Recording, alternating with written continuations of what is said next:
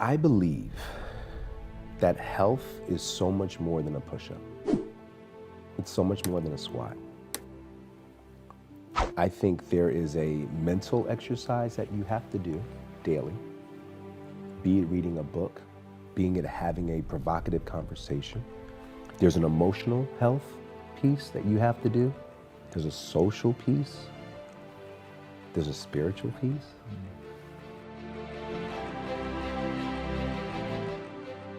We're always trying to get better, right? You never land on betterment. Dun, dun, dun, dun, I'm a mountain betterment. I'm great. We're never always there. It's a moment. If anyone met you and they saw you and they spoke, that's a very successful guy. But your perception of your success where you are today doesn't necessarily agree with what they see. Because as far as you're concerned, you have other attributes that you have yet to touch. You gave me a 70-year plan. That means you still have 30 some odd more years of moments of success before you get there. So it's a pursuit. I think that is what makes us great. Well, shouldn't you just be happy with where you are? No one's happy with where they are. You can be happy in a moment, but to have aspirations and goals is what make us great. You know, I've never met anyone who's had any level of success who doesn't continue wanting more in other areas or trying different things. And I hate when people are like, well, why don't you just do that? And why are you trying to pigeonhole me? Am I supposed to only go to Alabama for the rest of my life and not see Paris or see Africa? Am I not supposed to visit around the world and discover different things? Am I just supposed to be one thing for the rest of my life? No. Pursue life. It's the pursuit that makes it count, not the I've made it. Because you never really make it. You should always want to evolve. Stay green to grow, but stoop to conquer was a phrase that was said to me years ago. Even though you may know a lot, right? But there's something in the moment which you know a lot. If you overpower that moment, you'll miss learning something. Because you can always add something to what you know. There's always a missing puzzle piece to the picture you've created. Always, right? And you're in a conversation with someone, so tell me more, tell me, you know, and then you add, once you get something, you add to it. So stay humble, but stay hungry.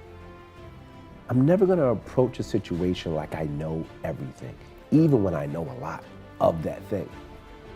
Because I may learn something that I didn't know that I could just add to my deck of cards.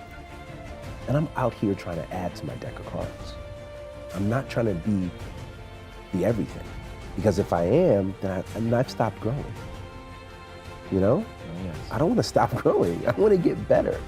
You know? Maybe you and I may be the last two people on this planet because we're going to live forever now. But at least we'll have something to teach each other and have the willingness to want to do that.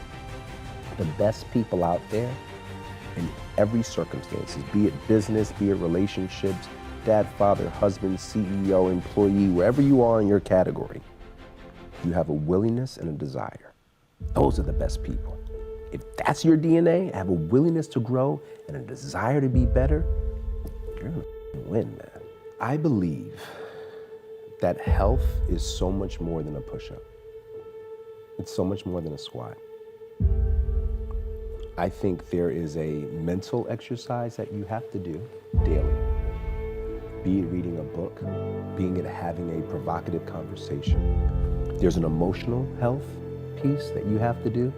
There's a social piece. There's a spiritual piece.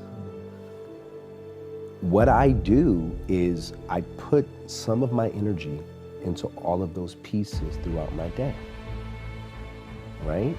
Oftentimes people think, yeah, if you go to the gym, you look good, you feel good. Yeah, that's one sheet. You need 5 sheets. You just do every single day in order to write a great day.